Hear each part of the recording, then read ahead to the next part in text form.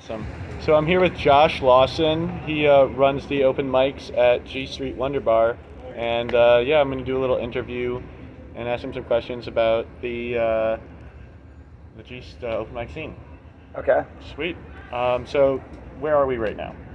We're at a bar called G Street WunderBar. It's kind of a known place in downtown Davis on G Street, obviously, hence the name. I'm the host of the open mic. I don't actually technically run it. I'm the other guy, sort of a Flavor Flav to Chuck D. Taylor Clark being the Chuck D character, the business behind the scenes, the booking agent, all that. I'm just the flavor, the color personality, as it were. Seasoning. The seasoning, the spice, not the substance. Awesome. So what made you want to start this open mic? Like what went into that? Strangely enough, I wasn't the one that pushed for it. Apparently there was kind of a desire by the club and certain people who worked here of let's do it, let's just try it, and have a kind of a more modern open mic as opposed to some guy with an acoustic guitar and a tie-dyed shirt in the corner, playing on some acoustic guitar. Two electric guitar amplifiers capable of distortion and a bass amp and a full drum set that's all mic'd up and two microphones up front, and direct miking, direct input for digital instruments if people want to bring them in, but mostly people just play my, shitty Yamaha guitar that is just up there and gets beaten to hell, and I don't care because it's just, who cares? Yeah, right. It doesn't matter. So it's like people use your instruments, or you provide? They do. We provide a bass amp, two guitar amps, two guitars, and a drum set for people to use. And it's not the greatest drum set in the world. Neither one of the guitar amps are, world-beating, half stack, but it works. I mean, we mic it up, sounds good. Bands play here all the time. They just get their people together and play here, One night there was two guys that were in like one of those banda, those Mexican banda guys, and they just told one of the veteran drummers, this guy named Donnie Stanwood that plays, they just told him kind of just do that the whole time, right? So that's what Donnie did, and it was amazing. It was like they'd been playing together for 30 years. It was incredible. And who's Donnie?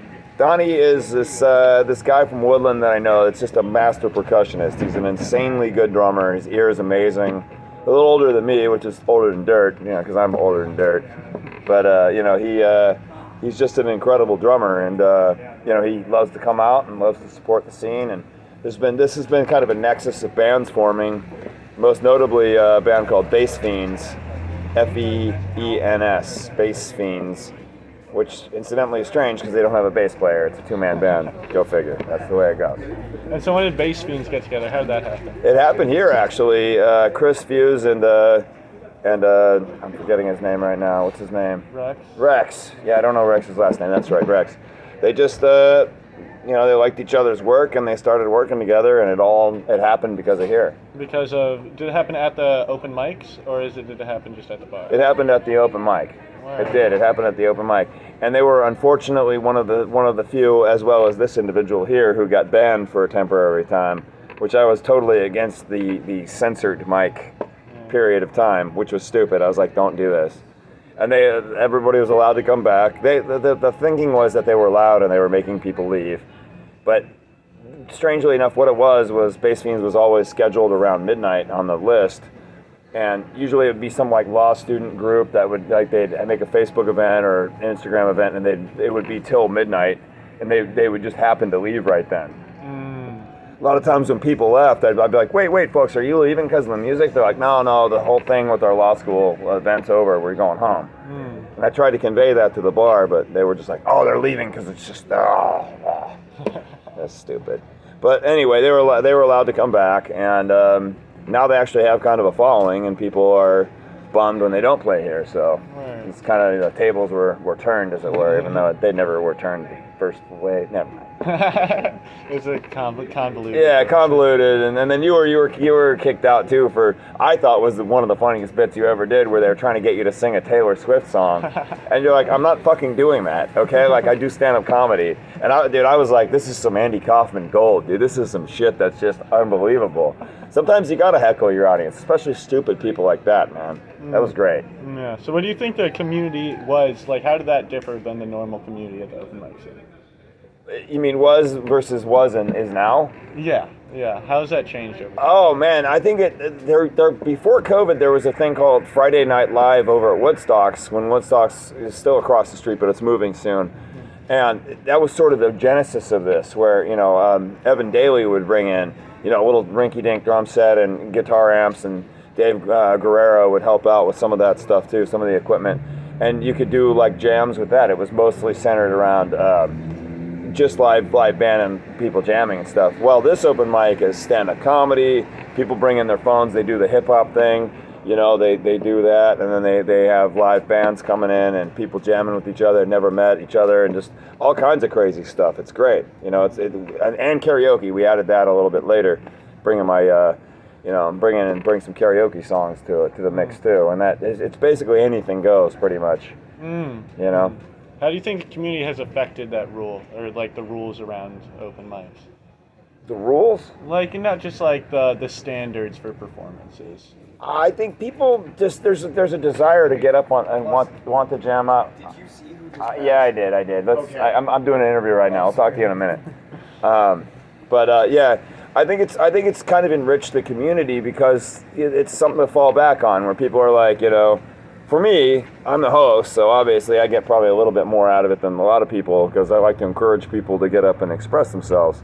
But for me, it's like every week, it's like Christmas, pretty much, And I think a lot of people feel that way when they get their chance to. I know you're not really a Christmas guy because of certain things, but you understand the idea, right? It's the whole. This is something to look forward to for the. I would hope that people would go, man, I'm looking forward to doing that every week. And then the weeks that they can't, they don't show up. They're kind of bummed. They come back, they feel great. Okay. You got some guys from Sacramento coming in doing the hip hop. Chaos the rapper. I mean, there's some really high end talent that comes through here, and it's pretty amazing. Money Man with the Plan. There's a lot of different guys that the hip hop artists that come through. And they always look like they're going to be rough, and man, they're really respectful. They know the game. They know to get on the Bluetooth and then get off the Bluetooth. That's like, I'm like, spit your shit, then get off the Bluetooth.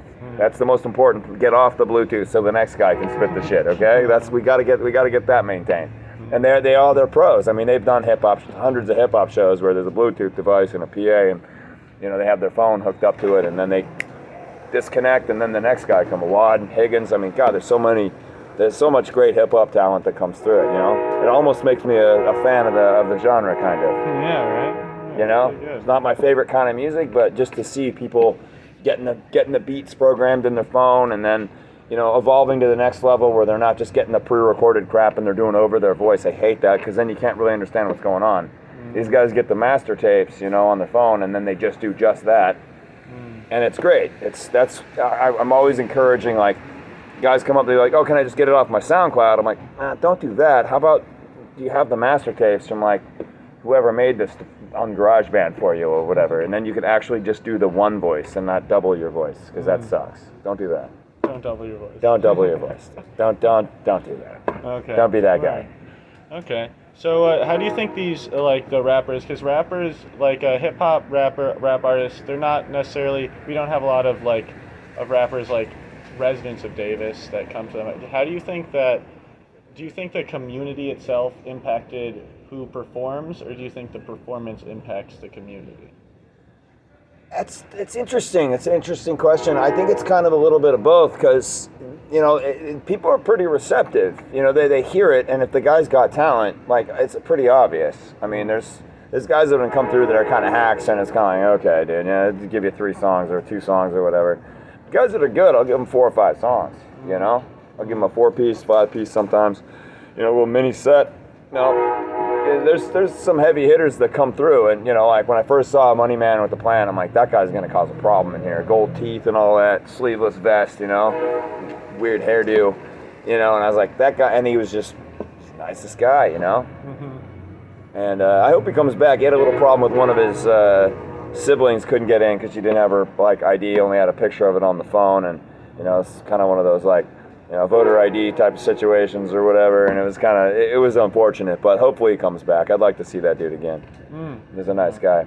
I think it impacts the community in a way where people are tolerant to it. Maybe it's not really exactly what they want to see. They want to see like some Southside hood rap, but it's a segment of the night that happens, and they wait for their slot to do their Taylor Swift karaoke song, and it's all good. People like to see, they come to see the variety. It's like modern day vaudeville. It's like neo vaudeville. People want to see. They're like, what the hell is going to happen next? I mean, that's kind of what keeps me on the hook. I'm like, what am I going to see next? Some guy going to play a ukulele and play Somewhere Over the Rainbow and do that, or is it going to be some chick playing a violin, or what's it going to be? I don't know. Some accordion weirdo. I mean, you never know. You never know. Remember that one guy that last week, the guy that was just yelling in the microphone and calling it stand-up comedy? Yeah. God, that was bizarre. It was some weird Andy Kaufman style shit or something. I don't know what that was exactly. Yeah. I definitely cut that guy short. He's like, do I get a 10-minute set? I'm like, if it's good, let's see. I cut him off in like 2 minutes. I mean, Right. You got your heart too, bro. It's like people were coming up, they're like, dude, what is this guy doing? I'm like, I know. It's time to pull the plug. He was cool about it, at least. Snoot, back it up. Snoot, no. Right. So, Hi, Josh. Hey, how you doing, Totes? Good to see you. Okay. All right. So the community, based on the performance, would you say the performance would the performance impact the ability to perform? Would you say that you judge? How do you determine whether you're going to let somebody go on for a little bit longer or a little bit shorter? Oh, okay. A lot of times, like, say somebody's doing a karaoke and they're just absolutely smashing it. They're killing it. They're breaking the wall down. I'll get up after the first song and I'll be like, hey, everybody, what did you think of that? You think this guy deserves another song? Mm-hmm. Usually if it's like somebody that I can tell they're competent, like some of these hip hop artists, they've done hundreds of shows, and I'll give them a 4-piece right off the bat. I'll be like, you got 4 songs. That's pretty good for an open mic. A lot of times, you get 1 or 2 and that's it, especially something like this. But I might, you focus on, I want to see live music, that's kind of the focus. Yeah, karaoke's there too. Get people to want to do their stuff too, and that's appreciated, but say they're really killing it. Some guy that can do Frank Sinatra, just like perfect, right? That guy's going to get a 4-piece too, Have you seen Kirk? No. I love you, Snoop. Somebody doing kind of not so great karaoke, I'm not even going to give the offer of like, hey, I give the people like, what do you think of that, guys? And then people cheer. I say, give the people what they want. Let's just hear another one. That's kind of it's a little bit of gatekeeping, I guess. But I mean, the show's got to go on. It's got to be. You got to kind of focus on the best foot forward, and other people get their shot, but then maybe not the full. Definitely. 4-song full Monty, you know what I'm saying? Definitely. Maybe not that. So to some extent, the performance is a reflection of the crowd's engagement. Definitely. And the exception would be, say there's a big group of people and it's like, I know they're going to leave right afterward, right? Mm-hmm. They're just, their sorority sister wants to get up there and she just butchers like, before he cheats or something, and you're like, oh God, this song. And I'll go up there and be like, hey, so what do you think of that? You guys want another one? And it's not good. And then there's 20 people that cheer for it right in the front or whatever. I'll give her another shot. Mm-hmm. Ain't gonna get 4, but maybe she'll get another one maybe. Okay, word. So it is kind of talent based. You're really good at something, you might get 3 or 4 songs. You got a huge crowd with you. You might get 2 on karaoke. Mm-hmm. The focus isn't really karaoke, but it isn't like excluded to the side either. It's an integral part of the whole thing. Yeah. I mean, it's you got hip hop, you got karaoke, you got live bands, you got jam sessions, you got there's some incredible musicians coming through that just want to play. And it's a whole mix of things. I've never seen an open mic with as much stuff going on as what's happened in the last year. It's been an incredible year. Yeah, there's a lot of different acts that go up there. Yeah. Like poetry. A lot of weird stuff, yeah. Slam poetry. There's some like, what does that dude do when he just rehearses like lines from the script of the movie? What's his name?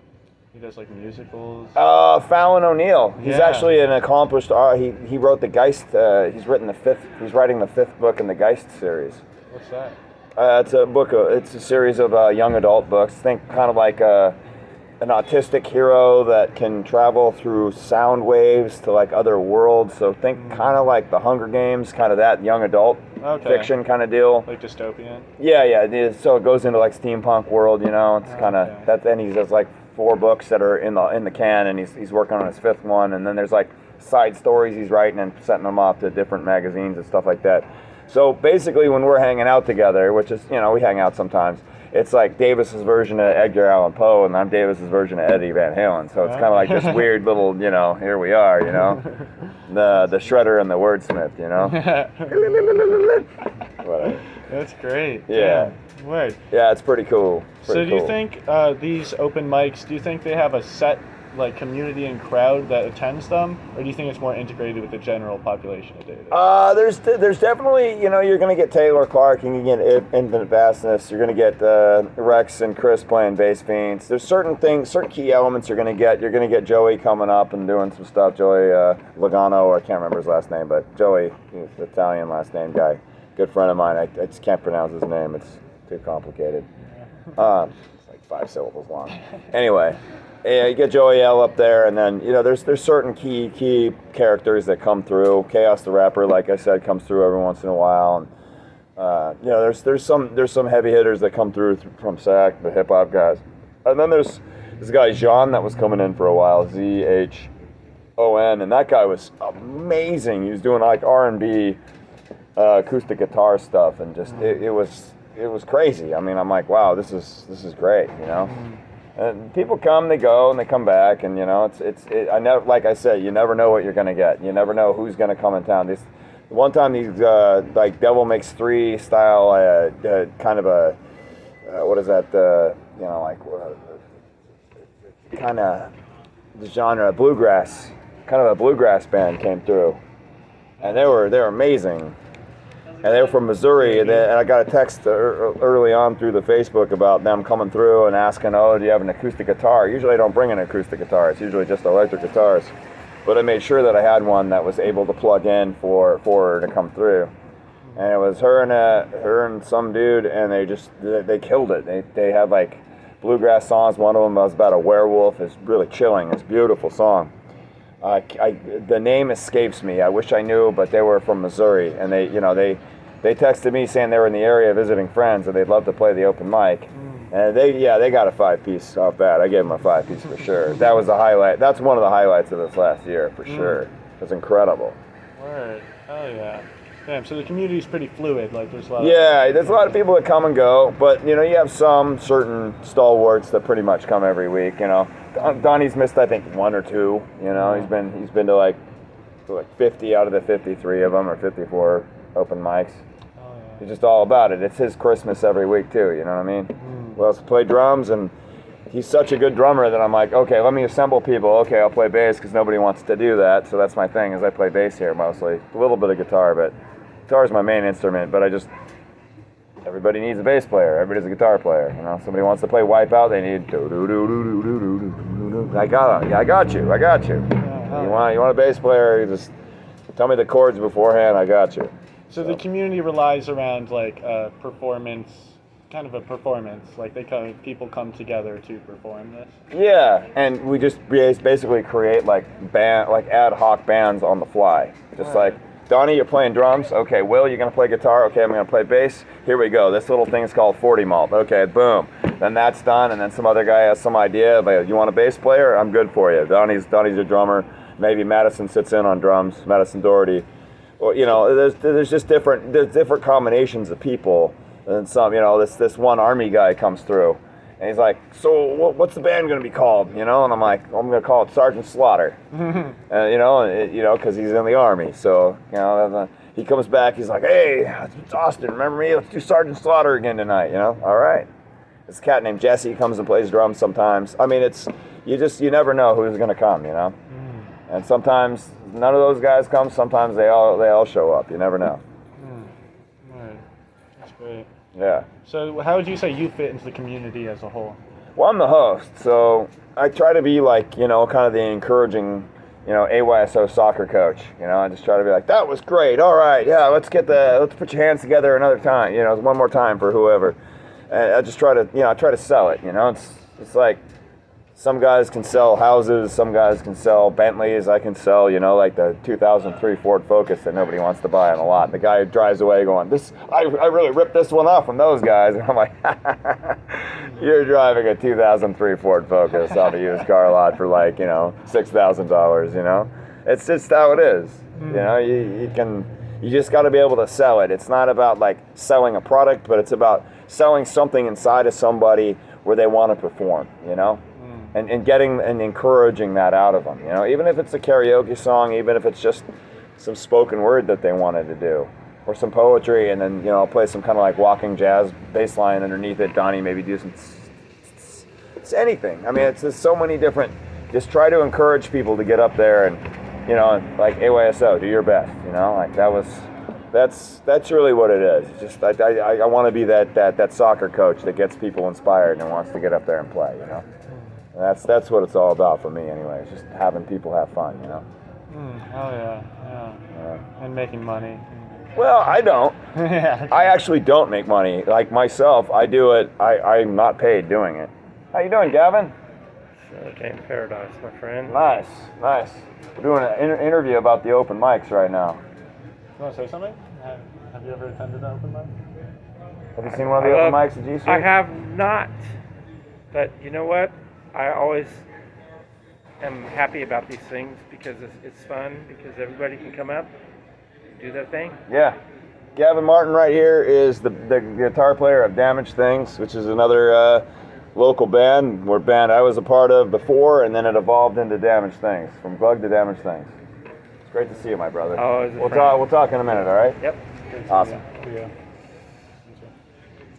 Awesome. So sweet. How do you think the crowd from open mic night, do you think it represents the community as a whole? How do you think it, like, the people at the bar here are different than on Thursdays or Wednesdays? How do you think they're different than the bars? They're usually quite different. I mean, you'll get your normal college students coming and going, but a lot of times they stick around for maybe 10, 15 minutes, one drink, and then they'll go over to Parkside and, do the college night thing. It's mostly a lot of older people, and that was kind of the goal. And like switching it over to Wednesday night from Thursday will probably be even more effective because Parkside's not even open on Wednesday. And the Sophia's open mic is closing down because they do it on the patio and it's going to get cold. So this is a traditional open mic night over there, but now they can come and stay warm inside of a building and not get rained on if it ever rains again. And at least be warmer, right? So that's kind of the goal of switching it and kind of waiting until they finished off their season, and then we're gonna do it at that same time. Okay. So do you feel like you compete with Sophia's open mic, or do you feel like I think it's different crowds. I mean, I've gone to both, and it's just I've tried to encourage people to come out to G Street, and they're like, man, I don't really like that place. Like they have their own reasons to, and I'm like, you don't have to like the place. Just come and enjoy the open mic. It's not the place. It's kind of the open mic at that point. It's a different thing. So, and I've gotten a couple converts to come over and be like, hey, let's try it out. And, they like it pretty good. It's a different crowd, but hopefully I'll put up a couple more flyers over on that street close by, and maybe people will show up and be like, hey, I guess we can go down the street and check out the other one. So that's the new guerrilla marketing, is some illegal flyers placed around Sophia's, so people go there on Wednesday night with their acoustic guitar and go, oh, I'm in the wrong place. That's the idea. We'll see. That's the theory anyway. So you feel like the difference lies in the performances or the crowd? It's a different. I mean, that bar is kind of a pinky out, like expensive drink. It's a grad student hangout. This is kind of like a townie hangout with like more like undergrad and townie, and older people. It's kind of like this is like the everyman's bar, and that's sort of like, oh, you don't know about physics? You don't like $15 cocktails? I see. It's more of that kind of place. Not that this place doesn't need that or doesn't have its niche, but that's not really my scene. I'm kind of more of a grimy, uneducated person that is more about the everyman's place than a grad student hangout. Do you think that's reflected in the performances at each place? Oh, to be certain. Absolutely. Absolutely. How? I think it's just a different, because it's kind of a bigger stage and it's kind of more like music oriented, and that they did more like it seemed like more comedy over there for the longest time. There'd be like comedian after comedian after comedian, no hip hop at all. They didn't have a Bluetooth hookup. They didn't, for their phones and for the rappers' phones and stuff like that. So it was a different focus and a kind of a different mentality. It's just a different vibe, They had a little like 2-piece drum kit, and that's cool. I mean, that's cool. You want to do a little minimal, thing. But this is like you can get all your band members here and do a real show. You're good. You get 4 or 5 songs. So that's or a good jam. Like you're actually what you're doing. Okay, so it's more based on technical skill and not crowd engagement?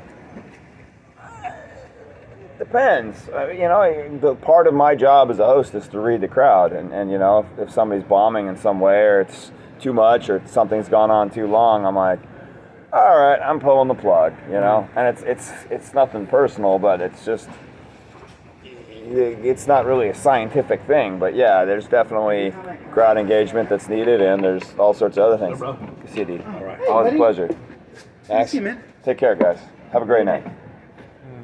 But, it's always about getting to know the artists and just, making sure that the show must go on and it looks, the show has a certain vibe to it, and people's needs are fulfilled and everything works. That's kind of the goal. Awesome. Yeah. Sweet. Yeah. Sounds great. Anything else? Can't wait to come next week. It's going to be good, man. I'm putting together some more promotions and stuff like that, so I think it's going to be an effective night. I think it's going to be